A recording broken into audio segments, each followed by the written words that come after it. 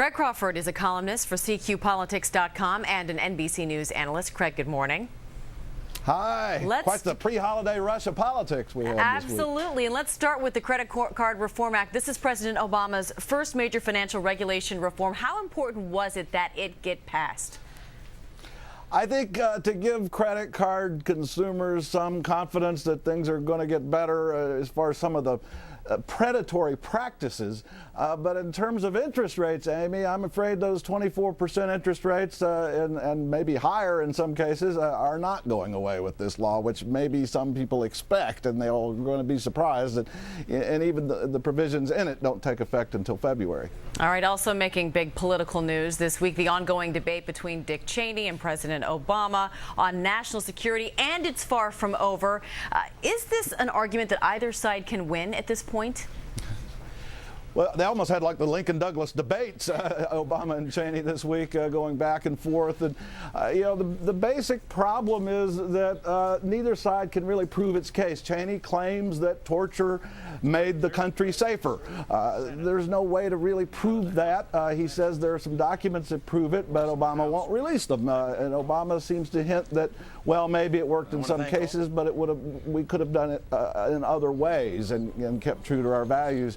I think it's like the torture debate between Nancy Pelosi and CIA. Neither side is ever going to really prove its case, it seems, so everybody just has to pick sides and have a swearing contest. And it's interesting because other Republicans have frankly shied away from directly engaging the president on this issue. Now we have Dick Cheney obviously going on the offense. Do you think that might encourage more Republicans to step up to the plate and say what they think?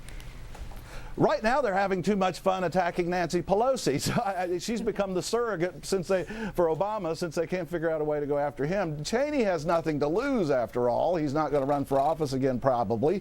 He's probably the most unpopular politician nationally on the scene today. So he can hurl these charges and take the case directly to Obama because he doesn't have to worry about the backlash. Cheney probably can't get any more unpopular than he already is. Craig, looking forward to next week, there's a lot of speculation as to when we might see the next Supreme Court nominee. Some say it may happen as early as next week. How important is timing when it comes for President Obama to pick his nominee?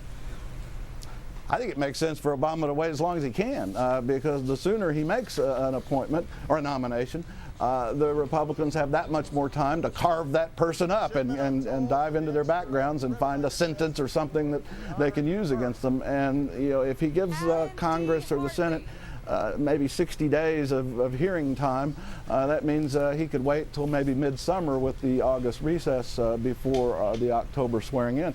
And I think it makes sense to wait. All right, delay, delay, delay. Craig Crawford, thanks so much. Good to see you.